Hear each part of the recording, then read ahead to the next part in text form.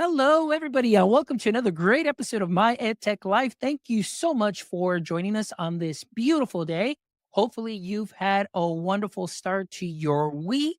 And wherever it is that you're joining us from around the world, thank you as always for your support. We appreciate all the likes, the shares, the follows. And as you know, we've hit a great milestone. We hit episode 300. And today, this is 301. We are well on our way to the next 300 episodes. And I am really excited to have an amazing guest. This is her second time being here on the show. And we were kind of looking prior to the show to see when the last time or what episode it was that she was here last. And she was here on episode 19 of My EdTech Life. And that was back on August 8th, 2020. And we are November 18th, 2024. But I am excited to have Jen Leban on the show. Jen, how are you doing today? I'm so excited for you to be here. I'm doing fantastic. Does this mean that I am a My EdTech Life hipster because I was there before it was cool? Do I get Y- to like Yes, you were there. You wore the cool band shirt before the band was cool. So, yes, I love it. Thank you Yes. so much for returning. As always, it's always great to chat with you and just to hear about you, your journey. As we know, back then we were talking about stuff going on during COVID. You were working on illustrating books and so on. And then now we know that things have changed. And I'm excited to learn a little bit more about what you are up to. But Yeah. before we get started and before we jump in, for our audience members who may not be familiar with your work yet, can you give us a little brief introduction and what your context is within, this new education space? Sure. Well, as you said, hi, I'm Jen Leban. I am a veteran teacher of 23 plus years, I think, at this point. And 4 years ago, when you talked to me, I was probably in the elementary library at that time, which was my 1 year I worked in the elementary library. But previous to that, I spent 6 years in the middle school technology classroom. So I was the tech teacher. And before that, I spent 13 years in the middle school art room. So my origin story is that I am an art teacher at heart. Like that is my very beginning. So since we've talked, I left the elementary library, I left the classroom completely, and I became an instructional tech coach for 3 years. And I worked with the state of Illinois, and I was contracted out to school districts like part-time to districts that couldn't afford a full-time tech coach, and those kinda got cobbled together to make a full-time job, and I loved that job. That job was amazing, so highly recommend. It was something I had always wanted to do and had tried and just had a really hard time getting out of the classroom. So don't give up if you're there. Keep going, keep trying. And then my current job now, I am so the title is Online Community Manager for the Art of Education University. So that is our company name, but we're more than just a university. First of all, we are a university. So you can like straight up get your master's degree from us. We do cater to art teachers specifically, but I was working as a tech coach, saw this job posted, and I was like, wow, a tech job in the art world. And then, oh, yeah, I get to work full time from home. I was like, this is for me. I was like, this is like it. All of the forces of the world seem like they're conspiring to I was like, this feels like my job. Like I'm supposed to have it. So applied for it, didn't actually think much of it. I was like, even though it felt really good to me, I was like, oh, I'm never gonna get this. And wouldn't you know, I was offered the job and hey, here I am now. So it's not like I left a job because I was unhappy. There are jobs where I've done that. But where I was before was a great place, but this was like I couldn't not do this. This is just yeah. I get to I work with art teachers. I run the online community for art teachers where you build your PLN, you find other art teacher is a lonely job. You're often the only art teacher in the building, and it's hard to find people to talk with, which is honestly not not only is my origin story an art teacher, but this was my, I guess, struggle the whole time. This is why I started on Twitter. This is why I started on social media, like way, way back in the day, because I felt so alone. And this Twitter thing came out, and all of a sudden you could meet other teachers and I could find other teachers. So if you were a teacher and you mentioned art in your profile, I followed you, like knowing nothing else. And I built up this community. And then when I moved to tech, I followed tech people. When I moved to the library, I followed, so it grew and grew and grew as we all kind of, and now it's all dying.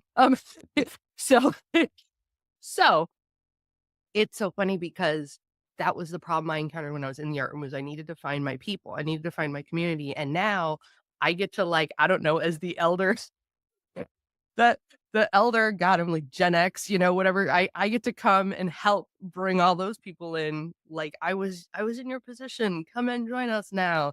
And now that all other social media kind of sorry, most other social media kind of sucks right now. This is our like, where's everybody going? Are we all going to Blue Sky? Are we all going to that? Like, for art teachers, we're going to the Art of Ed community. That is our place. That is our home place now where we're all going together and we get to talk. And I do monthly art club meetings and we do webinars where we all just hang out for an hour and make art together and like chit chat. So it's just a big art nerdy teacher community. That is amazing. And I couldn't think honestly, I can't think of anybody better to be able to do this and handle this. And like you said, because of all the experience that you've had, Jen, it really plays to, like you mentioned, any new teachers that are out there. Like you mentioned right now, you said something very specific and said, hey, I was there in your shoes at one time. Because sometimes now they may feel like, am I the only one going through this? And now they've got that support. And you're absolutely right. My experience least in my district too, as well, is when you do run into art teachers, it's usually they are on a whole all by themselves and they're kind of isolated Mhm. and they're always like looking for new ideas and support, Yeah. even like, hey, where can we do this or now or we're getting pulled out to do other things Yep. other than art and what we're supposed Oh to yeah. be doing. But I'm glad that there's a community for that. And just like Yeah. you said, with the experience that you've had through the elementary times, of course, the coaching, and might I say, when I first started at getting, a little bit more traction on social media, you were, one of the first ones that I followed too as well, obviously because of what you were posting, the interest, the tech that was involved, especially, like We Video, obviously innovator community too as well, and all of that. So definitely I'm excited to be able to reconnect with you after 4 years and just to hear about the great stuff that you're doing and helping build that art community, which is awesome. And of course, you get to do it from home. And I can't even imagine how great those chats are that you guys, get together and do. Before we get into that a little bit more, because I do want to hear a little bit more as far as those activities and so on. But can you tell us a little bit more? I know you did mention the Art of Education University. It is a place where you can get your master's, but are specifically like what are their offerings, or how can more Yeah. people get involved and get to know a little bit more about what the university does? I get so excited when I talk about things that I like go on tangents and I forget whole parts. So yes, I should probably tell you about the rest of the art of education. So yeah, we're kind of split because there is like the university side where you can get your master's degree or continuing like graduate courses and things like that, which is great. I've not done any of them yet, let's say yet, because I got plans. I always got plans. The other side is they actually sell a full-on art education curriculum, like a K-12. It's called Flex curriculum, and what's so great about it is that I should probably say, like, I'm a canned curriculum hater. So, good, bad, whatever, I don't love canned curriculums.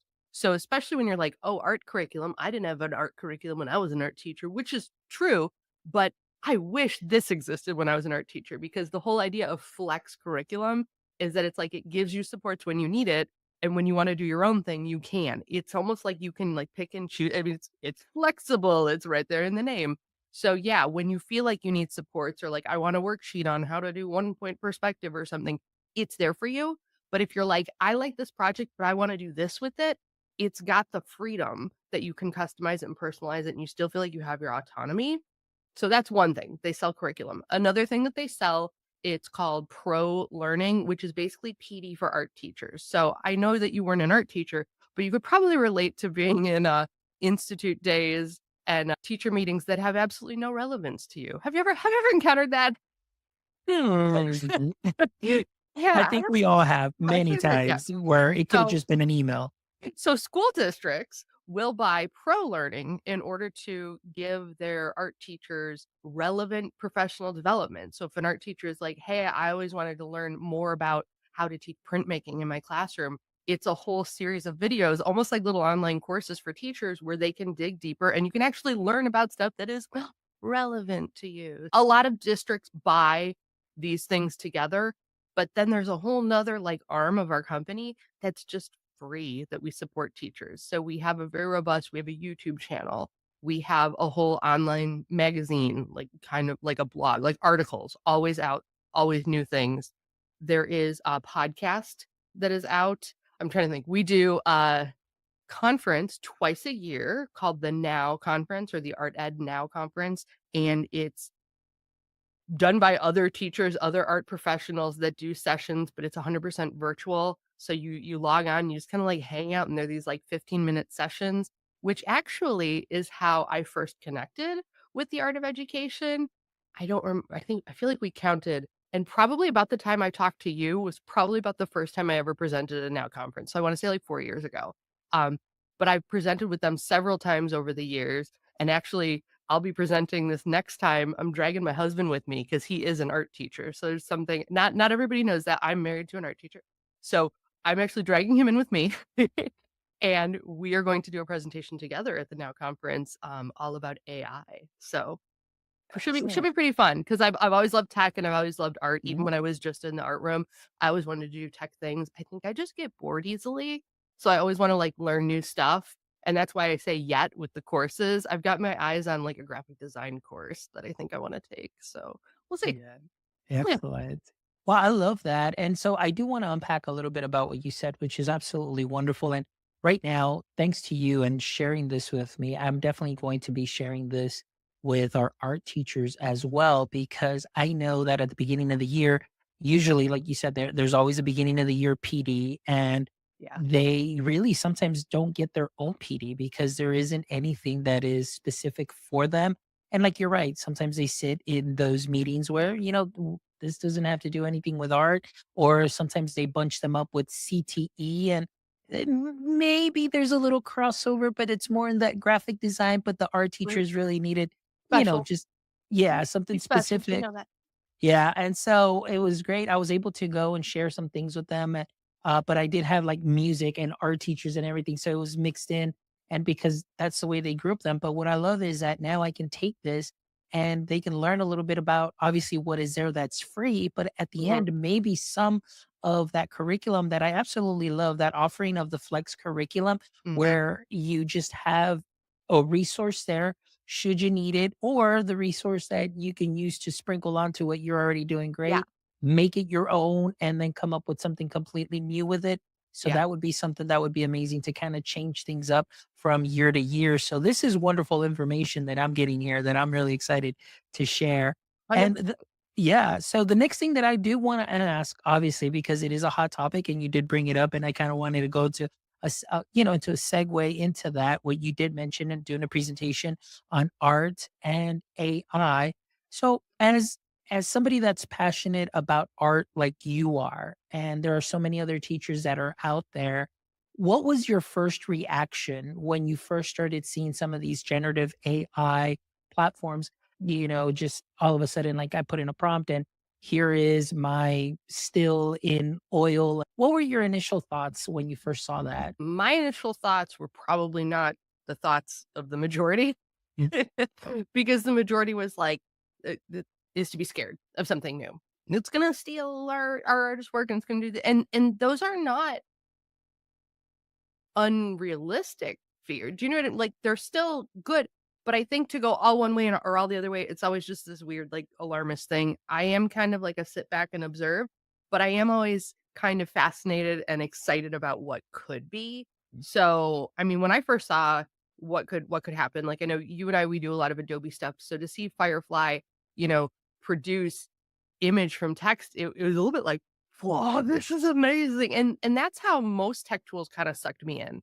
I do a lot of work with WeVideo and video stuff because I saw what it could do with green screen, and my brain went, "I wanna run away from an explosion like an action hero." Like, that was what I'm like, so I think one of the first things I did with AI was, like, a portrait I'd taken of myself, and I had this, like, alien crawling in the background behind me, which was actually kind of horrifying the way that it came out, but I was like, the ability to make that, like, impossible possible and that magicness is really kind of the heart of, like, creativity and art, and it was just like another tool, like handing me a paintbrush or a camera or, a stylus or even just a set of color pencils. Like what you can do with it is what's really important. But it's not that I don't get the other side of it either. And I understand the like sourcing, and like feeding the AI from other people's work and the ethical like issues that creates. I get that 100%. But I think there has to be a way in between. Like every tool, we're going to find people that abuse it and use it the wrong way. And we're going to find, so nothing is, it, I don't know, nothing is all bad or all good. And there's a lot of like nuance in all the arguments. So I'm excited about what it can do, but I am cautious and not completely unaware of where it could go wrong. Does that Yeah, no, that okay, completely. it's an answer without an answer. I get you. No, no, and it's actually, and that's valid. It is a valid answer because me, I'm very much like you, where I'm kind of like Yeah. in the middle. I really try and be in the middle, and like you said, there I do see some of the possibilities and some of the good, and then also, of course, whenever you have those bad characters, and then of course you hear the other side too as well.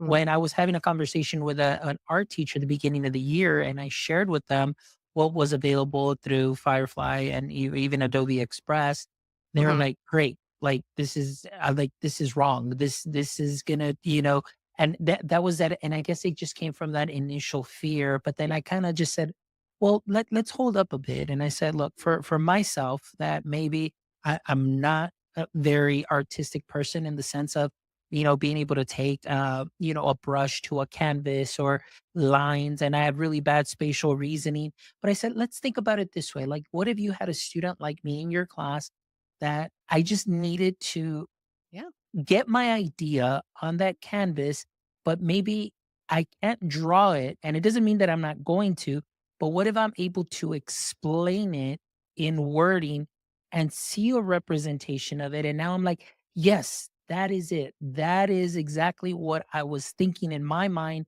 to do and yeah, create. And now I can use that as a reference as I learn how to put it down on a canvas. So it's kinda like, I don't know, I don't wanna say, is it like reverse engineering or something? Just kinda like seeing that finished product, but then still yeah, finishing it off on canvas, and it's that yeah, ideation process. yeah, Once I said that, they're like, "Okay, like, well, but, oh," and then they just kinda stayed quiet and they're like, "Okay," like, I can see it kinda makes sense in that aspect. So it's just like you said, it's just kinda that mindset and that yeah, initial fear of like, "Oh, great, like, now these kids are just gonna turn in, just, this digital copy and that's it," But yeah. there is some thought that goes along with it too as well, and work that goes behind it too also. So, yeah, like, that's the way that I feel about it in that sense as far as that when I had the conversation with the art teacher as well.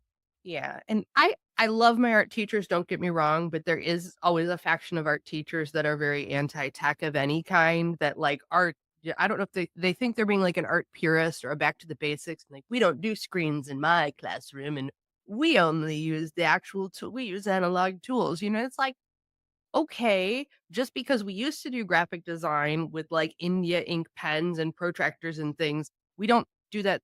I mean, I did because 'cause I'm old, so when I was in college, we learned that, but then we did transfer to, digital, we might have learned photography in a dark room, which I also did, but then now there's digital photography, like, the tools advance and things grow, and it doesn't mean there isn't purpose or use in like those foundational tools or knowing where it comes from, but it doesn't mean that you just like reject those other things altogether.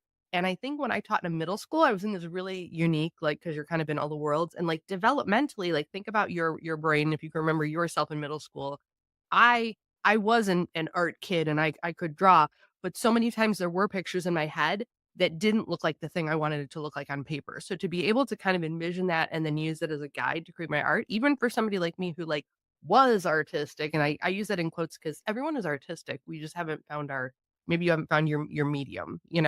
There are people that are great with clay, not me. I enjoy using clay, but I don't feel like I'm all that good at it. And other people that are great at computer animation versus drawing or painting, or I'm a fiber artist, or there's so many things that you can use as your medium. I mean, and if you really want to stretch the boundaries of art, some people are great at storytelling, and some people are great at you know baking fancy cakes. Like, it's all art when you think about it. But the other so that's kind of the whole, like, art teachers that hate tech. They need to kinda, like, open the brains a little bit. I love you guys. No hate to any of my art friends, but come on, let me in a little bit. Let me show you some cool stuff. Now the other part of that is there are a lot of things that we currently do in art class or traditional art class assignments that AI can actually enhance or make better. So for example, I'm gonna say, I don't know if you're familiar with grid drawing, but we teach kids how to draw. And one of the main thing, a lot of times this is why art teachers collect old magazines and newspapers. They find a picture, or nowadays, a lot of times they find one, they print it off the internet, and you draw a grid on top of it, like a 1 inch by 1 inch grid. And then you get a big sheet of paper and you do a 2 inch by 2 inch or a 3 inch by 3 inch. And you're literally just showing students how to take a picture, take those little pieces and break them down and transfer. It's just your observational drawing is what you're doing.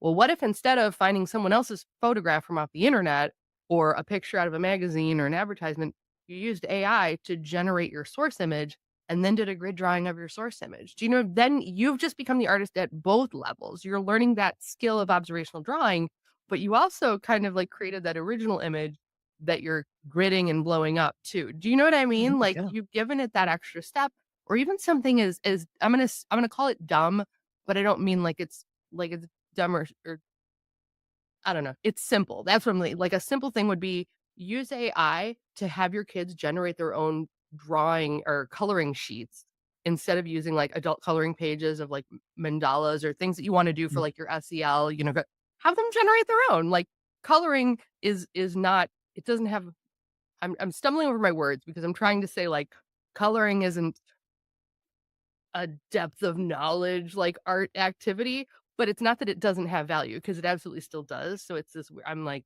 yeah, I'm tripping over my words here. But what if you had kids design their own coloring pages? So there is, like, the thinking skill behind it and the whole, like, "I'm just practicing my coloring, and it's a cool, relaxing thing I love to do." Like, there are just simple ways that you can incorporate this in that it doesn't have to be like, you don't have to have a computer lab to do all of these super fancy works with your kids.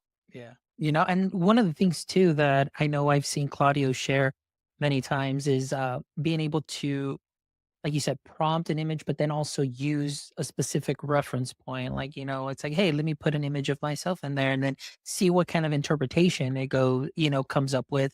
Like you said, something that could be very unique, or maybe there's like there's an image of an actual character that you're studying, coloring pages. And now you're maybe even as a class right now, when you said that, I was like, whoa, that would be kind of neat activity where the students are actually, they read a novel and you're learning about themes, you're learning about the protagonist and antagonist, and now you're creating these, images that might represent that in what you're learning and getting that feel for it.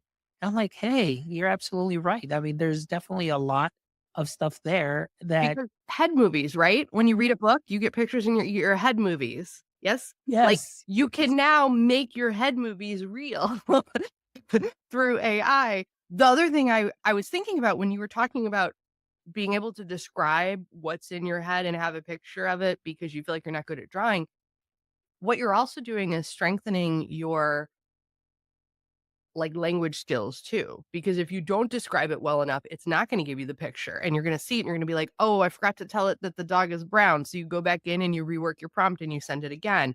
And then you say, oh, cool, but it's nighttime. It was daytime in my head movie. So you go back and so you learn to use more descriptive writing and being more detailed and specific rather than just saying, I like this because it's nice or I like this because it's good. So, talking and writing about art is another thing that you do in art class in addition to making art.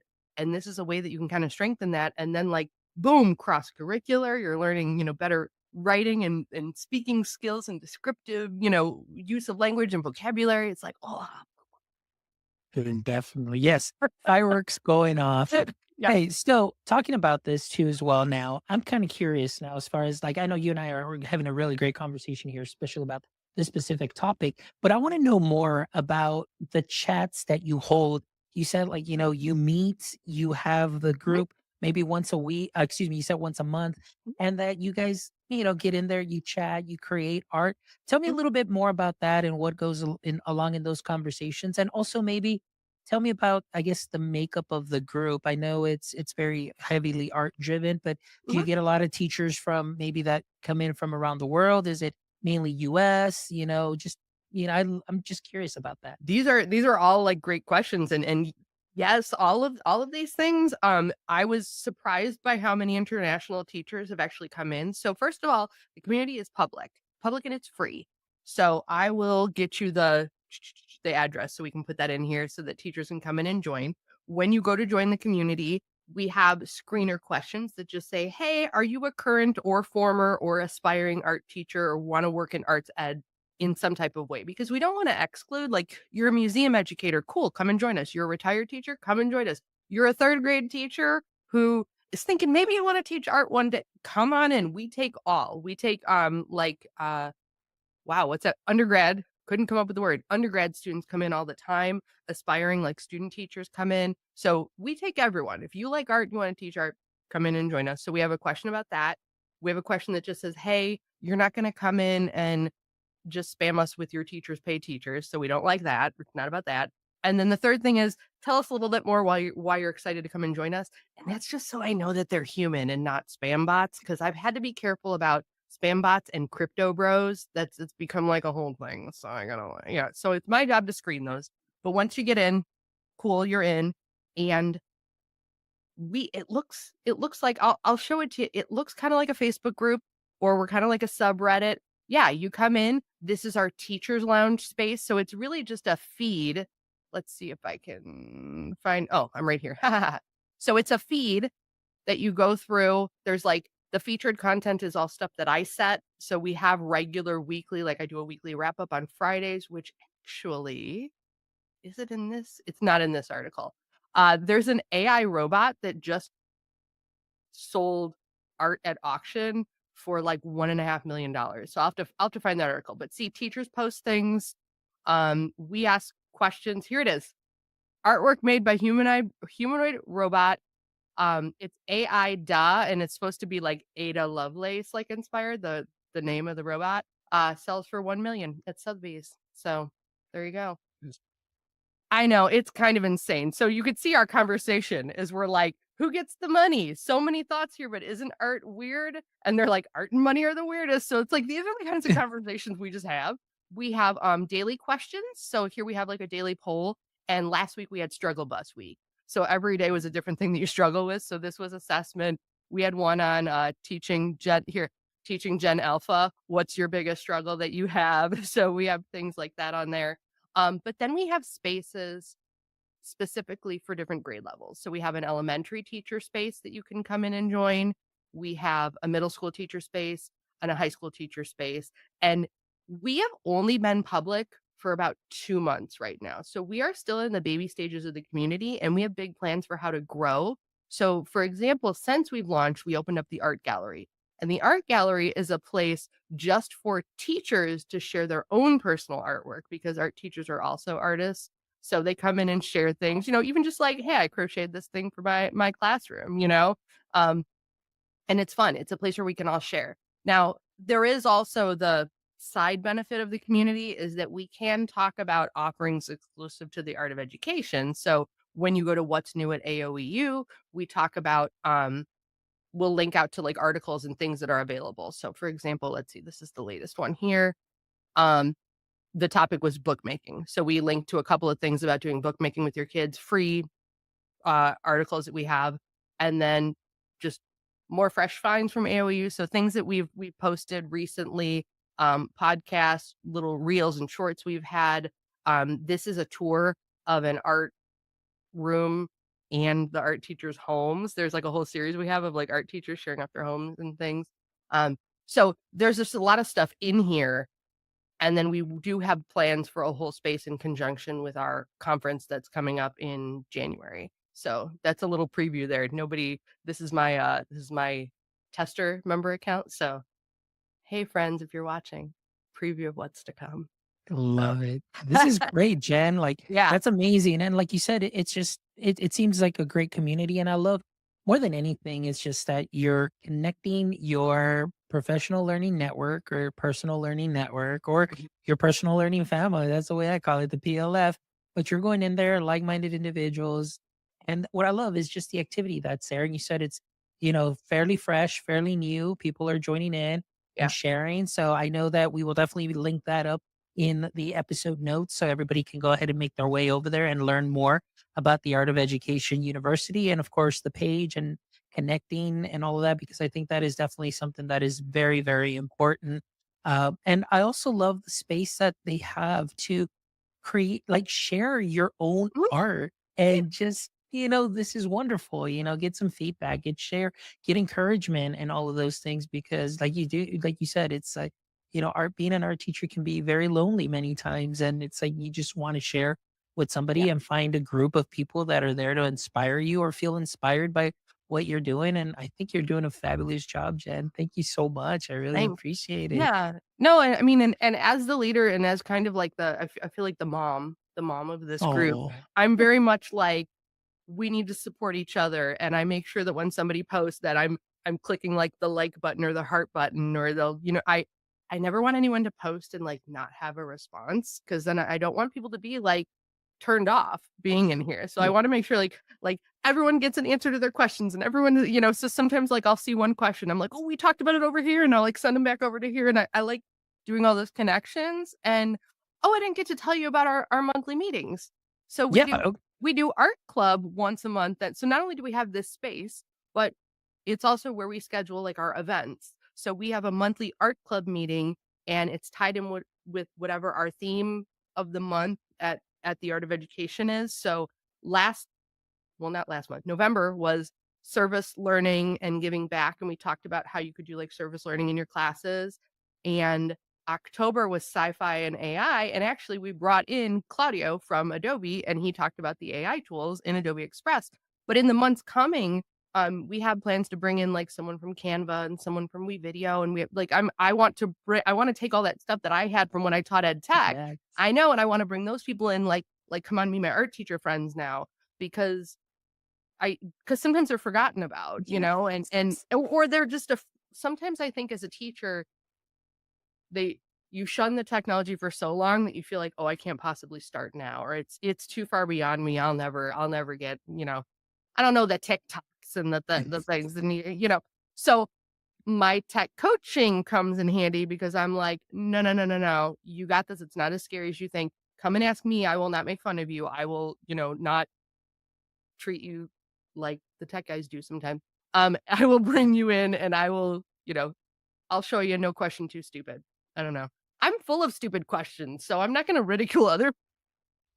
But I love that. That is so wonderful and so valuable. Like to have somebody, like I said, yeah, you can just go to and you say, "Hey, I'm curious about this," or ask a question and have somebody to help there. But I love also what you're doing in the sense that because of the experience that you've had Mhm. in the K-12 space, but being able to see the potential of those tools in this higher ed space and even like Yeah, professional development. And even though, of course, many of those art teachers are in the K-12 space, but like you yeah, said, most of 'em. Mhm.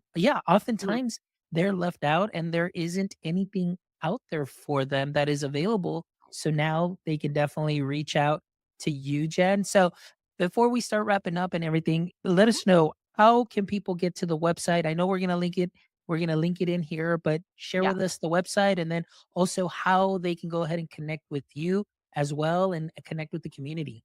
Yeah. So if you're interested in joining the community, you will go to community.theartofeducation.edu. So it's pretty straightforward, but I'll write it down. We'll get it to you and everything there. Um, and when you go to that site, because you're not already if you're already a member, it just lets you in.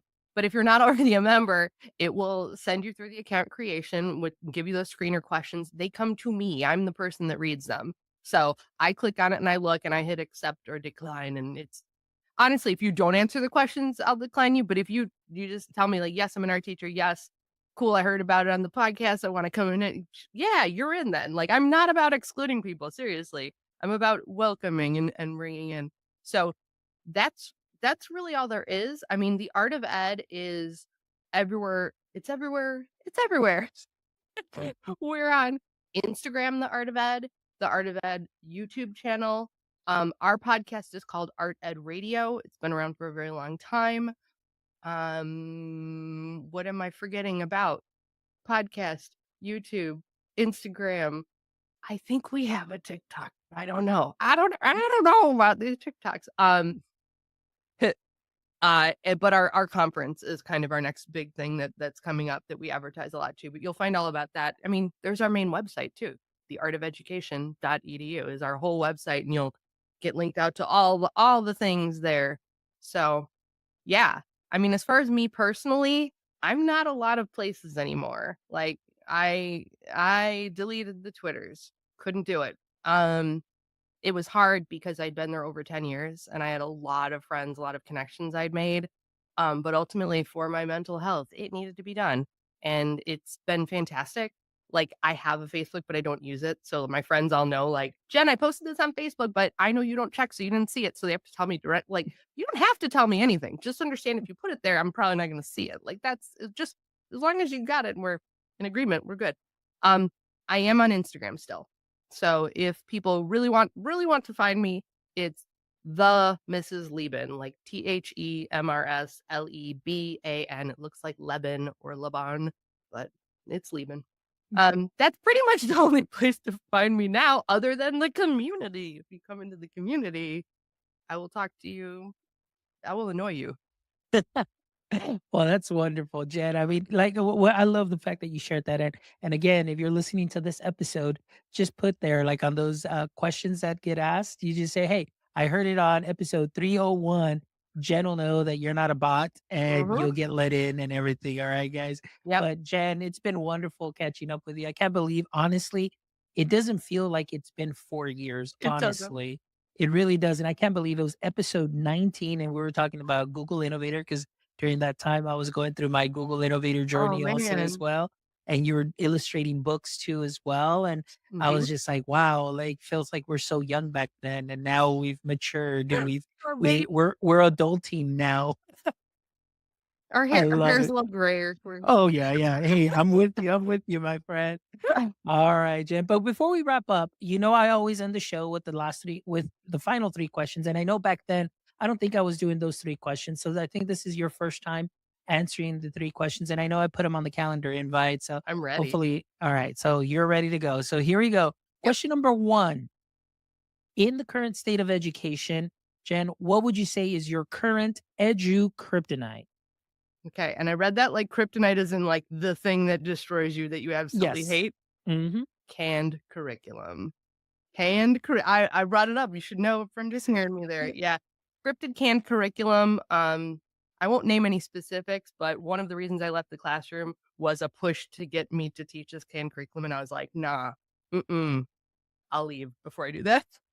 There we go. All right. Good answer. Canned curriculum. All right. Man. Question number two. If you can trade places for one day with somebody, who would it be and why? Okay, this was a hard question and I had to think about it for a long time. And now this is going to be a wild answer you're not going to expect. Okay, so I would like to be 1990s Cindy Crawford at the height of her supermodel phase, just so I could play dress up for a day. Like, Oh, there how you how go. great would that be? Like, supermodel sa you just put on anything, and I would just hang out in, like, a closet all day and try on different outfits. I love it. That's very unique, Jen. That is an awesome answer. All right. And my last question to you, my friend, is if you could have a billboard with anything on it, what would it be and why? Again, this was kind of a difficult question because I'm like, yeah, you can put a billboard with anything, but it's not gonna change anything, you know? I don't know, like, just because you put something on a billboard. So, I decided that I would donate the space or the time on the billboard to a local business that I love. So, I'm gonna shout out the burger place by my house. They're called Burger Antics in Brookfield, and they are amazing. So, I would give my my billboard to Burger Antics to advertise their burgers because I feel like we're supporting small business, local businesses, and their food is delicious, and that it might get more customers in. There you go. Great answer. Hey, that is very unique. I love it. It really, honestly, with that answer, Jen, it really goes to show, and it really shows not only myself, but everybody that's listening. And I know you've mentioned it even, during the chat that you're like kind of like this mom figure within the community and bringing people in, but just your heart that you have and really helping people. And I think that's something that's very special. And I just thank you so much for sharing your heart with Oh, us, because I know that that definitely did come out throughout our conversation, and your willingness to help, your willingness to just, help many art teachers getting out of their comfort zone and not feeling siloed and not feeling alone. And that really is big. So I thank you for what you're doing. And I'm sure that the art community is definitely very appreciative. And I'm excited to really put this episode out there now. So hopefully continue to draw some more people into that community, getting to know you a little bit more. And of course, just, having a creative space where everybody can join and, just share and have a lot of fun. So thank you so much, Jen, for your amazing work. Thank you again for being a guest. And for all our audience members, thank you as always for all of your support. We really appreciate all the likes, the shares, the follows. If you haven't followed us on all the socials, follow us on all the socials at My EdTech Life. And don't forget, jump over to our YouTube channel, give us a thumbs up, subscribe. That way, the YouTube algorithms share all this wonderful stuff with your friends also as well. And head over to our website at www.myedtech.life, where you can check out this amazing episode and the other 300 wonderful episodes. And please make sure you check out episode 19 as well, when 19. you can see a young Jen and Fresh young face. Fonz having some conversations there around tech and Google Innovator and all that good stuff. So please make sure you check out that episode. But as always, my friends, thank you so much from the bottom of my heart. We do what we do for you to bring you some amazing conversations and amazing guests like we did today. And my friends, until next time, don't forget, stay techie.